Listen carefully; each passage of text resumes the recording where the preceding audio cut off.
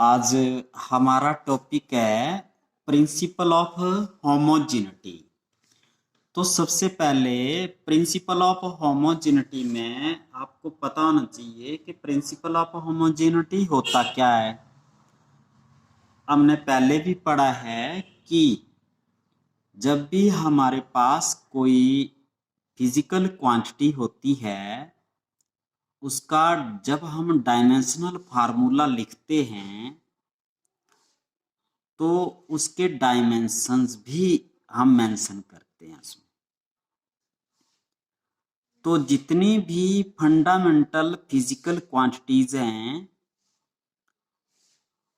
उनके डायमेंशंस लिखेंगे। सबसे पहला काम होगा the dimensions of the fundamental physical quantities of the two sides of a physical relation must be same.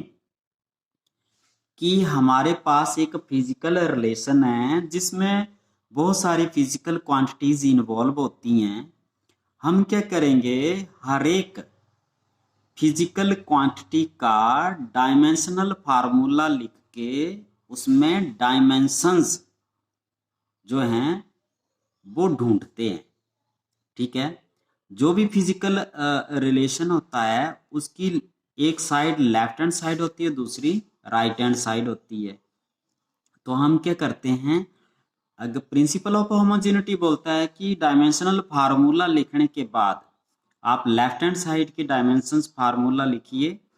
Dimensional formula left hand side का और राइट हैंड साइड का, अगर जब आप इस डायमेंशनल फार्मूलाज को यूज करने के बाद देखते हैं कि अगर इसमें जैसे मास है फंडामेंटल फिजिकल क्वांटिटी, इसका जो डायमेंशन है ए है और लेफ्ट हैंड साइड में और राइट हैंड साइड में एक्स है, अगर ये डायमेंशंस बराबर हो जाते हैं, जैसे A is equal to X या B is equal to Y हो जाता है और C is equal to Z, तो हम बोल सकते हैं कि ये प्रिंसिपल ऑफ होमोजेनिटी है जो कि डायमेंशनल एनालिसिस में हम यूज करेंगे। इसका हम डायमेंशनल एनालिसिस में क्या यूज करेंगे, हम डायमेंशनल एनालिसिस में ये यूज करेंगे कि जो गिवन फिजिकल रिलेशन है जिसमें बहुत सी फिजिकल क्वांटिटीज हम इन्वॉल्व करते हैं, जैसे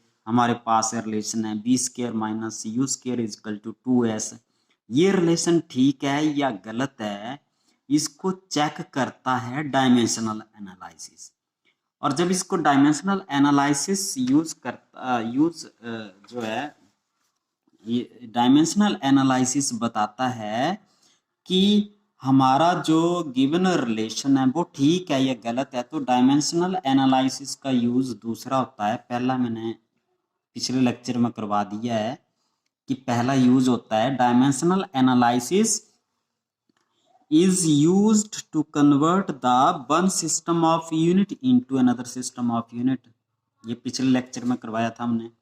इस वाले लेक्चर में हम करेंगे the dimensional analysis. Second use है इसका, the dimensional analysis is used to check the correctness of the physical relation. कि आपने डिफरेंट फिजिकल क्वांटिटीज को इन्वॉल्व करके एक फिजिकल रिलेशन बनाया, जैसे इक्वेशंस ऑफ मोशंस हैं, इक्वेशन ऑफ मोशन है या दूसरी बहुत सारी हमारी फिजिक्स में फिजिकल रिलेशंस हैं, उनकी करेक्टनेस चेक करनी है तो डायमेंशनल एनालिसिस यूज करते हैं। और डायमेंशनल एनालिसिस उसकी करेक्टनेस को चेक करने के लिए 3 स्टेप बताता है। ये 3 स्टेप हैं, ये देखेंगे आप, ये मेरे पास 3 स्टेप हैं कि फिजिकल रिलेशन ठीक है या नहीं है।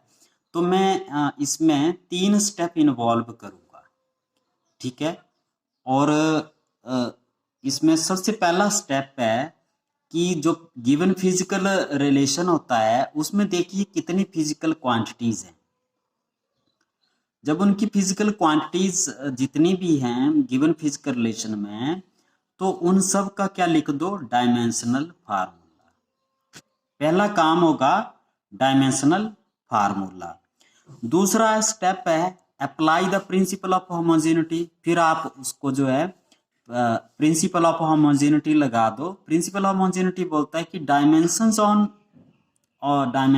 Of the fundamental physical quantities on the both sides, left hand side और राइट हैंड साइड में जो आप फार्मूला लिखेंगे डायमेंशनल फार्मूला, अगर इनके डायमेंशंस बराबर आ जाते हैं तो थर्ड स्टेप में आप इनको जो है बता सकते हैं कि डायमेंशंस बराबर आ रहे हैं तो given physical relation is correct. तो डायमेंशनल एनालिसिस बताएगा कि जो गिवन फिजिकल रिलेशन है वो करेक्ट है। तो इन स्टेप को हम इन्वॉल्व करेंगे।